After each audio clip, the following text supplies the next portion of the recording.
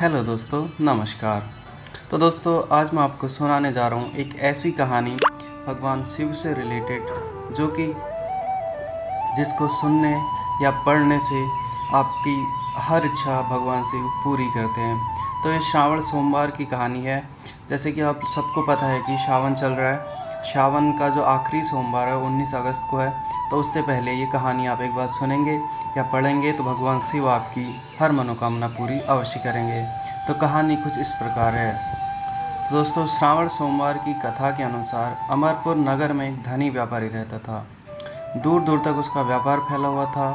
नगर में उस व्यापारी का सभी लोग मान सम्मान करते थे। इतना सब कुछ होने पर भी वह व्यापारी अंतर्मन से बहुत दुखी था, क्योंकि उस व्यापारी का कोई पुत्र नहीं था। दिन रात उसे बस एक ही चिंता सताती रहती थी, उसकी मृत्यु के बाद उसके इतने बड़े व्यापार और धन संपत्ति को कौन संभालेगा। तो दोस्तों, पुत्र पाने की इच्छा से वह व्यापारी प्रति सोमवार भगवान शिव की व्रत पूजा किया करता था। सायंकाल को व्यापारी शिव मंदिर में जाकर भगवान शिव के सामने घी का दीपक जलाया करता था। उस व्यापारी की भक्ति देखकर एक दिन पार्वती जी ने भगवान शिव से कहा कि हे प्राणनाथ, यह व्यापारी आपका सच्चा भक्त है। कितने दिनों से यह सोमवार का व्रत और पूजा नियमित रूप से कर रहा है। भगवान, आप इस व्यापारी की मनोकामना अवश्य पूर्ण करें। भगवान शिव ने मुस्कुराते हुए कहा, हे पार्वती, इस संसार में सबको उसके कर्मों के अनुसार फल की प्राप्ति होती है। प्राणी जैसा कर्म करते हैं उन्हें वैसा ही फल प्राप्त होता है। इसके बावजूद माता पार्वती जी नहीं मानी। उन्होंने आग्रह करते हुए कहा, नहीं प्राणनाथ, आपको इस व्यापारी की इच्छा पूरी करनी ही पड़ेगी। यह आपका अनन्य भक्त है। प्रति सोमवार आपका विधिवत व्रत रखता है और पूजा अर्चना के बाद आपको भोग लगाकर एक समय भोजन ग्रहण करता है। आपको इसे पुत्र प्राप्ति का वरदान देना ही होगा। पार्वती जी का इतना आग्रह देखकर भगवान शिव ने कहा, तुम्हारे आग्रह पर मैं इस व्यापारी को पुत्र प्राप्ति का वरदान देता हूँ, लेकिन इसका पुत्र 16 वर्ष से अधिक जीवित नहीं रहेगा। उसी रात भगवान शिव ने स्वप्न में आकर उस व्यापारी को बताया और उसे पुत्र प्राप्ति का वरदान दिया और उसके पुत्र के 16 वर्ष तक जीवित रहने की बात भी बताई। भगवान के वरदान से व्यापारी को खुशी तो हुई, लेकिन पुत्र की अल्पायु की चिंता ने उसकी खुशी को नष्ट कर दिया। व्यापारी पहले की तरह ही सोमवार का विधिवत व्रत करता रहा। कुछ महीने पश्चात उसके घर अति सुंदर पुत्र उत्पन्न हुआ। पुत्र जन्म से व्यापारी के घर में खुशियां भर आई। बहुत धूमधाम से पुत्र जन्म का समारोह मनाया गया। व्यापारी को पुत्र जन्म की अधिक खुशी नहीं हुई, क्योंकि उसे पुत्र की अल्पायु के रहस्य का पहले से ही पता था। यह रहस्य घर में किसी को नहीं मालूम था। विद्वान ब्राह्मणों ने उस पुत्र का नाम अमर रखा। जब अमर 12 वर्ष का हुआ तो शिक्षा के लिए उसे वाराणसी भेजने का निश्चय हुआ। व्यापारी ने अमर के मामा दीपचंद को बुलाया और कहा कि अमर को शिक्षा प्राप्ति करने के लिए वाराणसी छोड़ाओ। अमर अपने मामा के साथ शिक्षा प्राप्त करने के लिए चल दिया। रास्ते में जहाँ भी अमर और दीपचंद रात्रि विश्राम के लिए ठहरते, वहीं यज्ञ करते और ब्राह्मणों को भोजन कराते थे। लंबी यात्रा के बाद अमर और दीपचंद एक नगर में पहुँचे।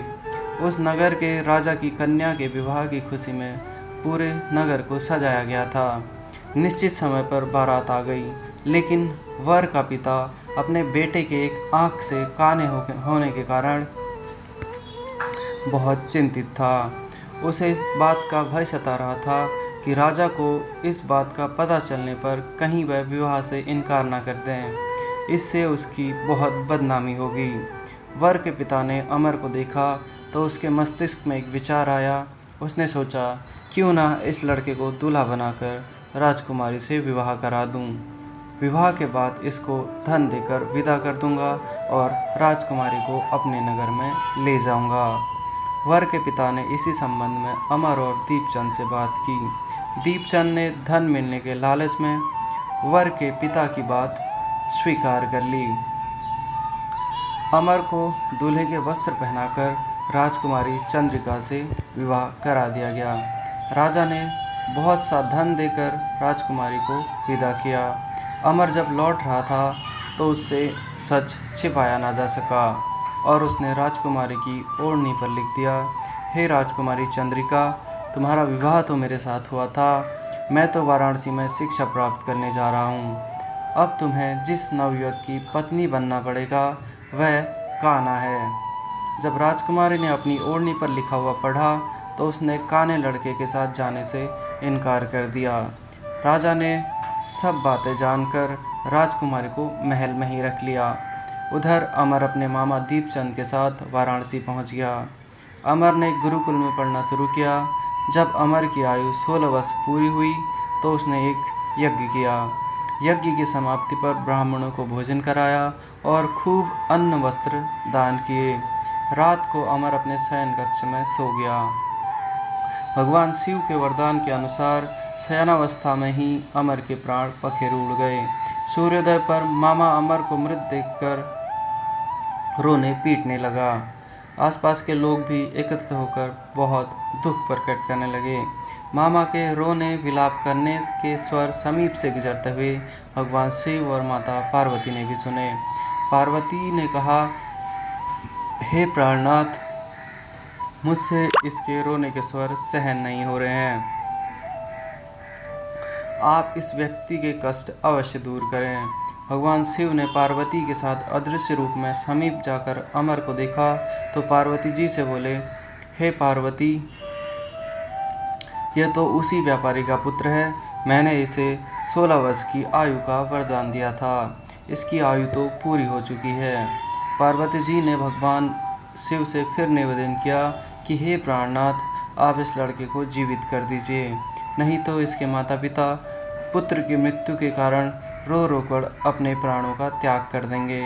इस लड़के का पिता तो आपका परम भक्त है, वर्षों से सोमवार का व्रत करते हुए आपको भोग लगा रहा है। पार्वती जी के आग्रह करने पर भगवान शिव ने उस लड़के को जीवित होने का वरदान दे दिया और कुछ ही पल में वह जीवित होकर उठ बैठा। शिक्षा समाप्त करके अब अमर अपने मामा के साथ अपने नगर की ओर चल दिया।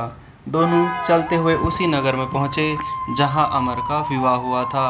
उस नगर में भी अमर ने यज्ञ का आयोजन किया। समीप से गुजरते हुए अमर के राजा ने यज्ञ का आयोजन देखा। राजा ने अमर को तुरंत पहचान लिया। यह यज्ञ समाप्त होने पर राजा अमर और उसके मामा को महल में ले गया और कुछ दिन उन्हें महल में रखकर बहुत सा धन वस्त्र देकर राजकुमारी के साथ विदा कर दिया। रास्ते में सुरक्षा के लिए राजा ने बहुत से सैनिकों को भी साथ भेजा। दीपचंद ने नगर में पहुंचते ही एक दूत को घर भेजकर अपने आगमन की सूचना भेजी। अपने बेटे अमर के जीवित वापस लौटने की सूचना से व्यापारी बहुत प्रसन्न हुआ। व्यापारी ने अपनी पत्नी के साथ स्वयं को एक कमरे में बंद कर रखा था।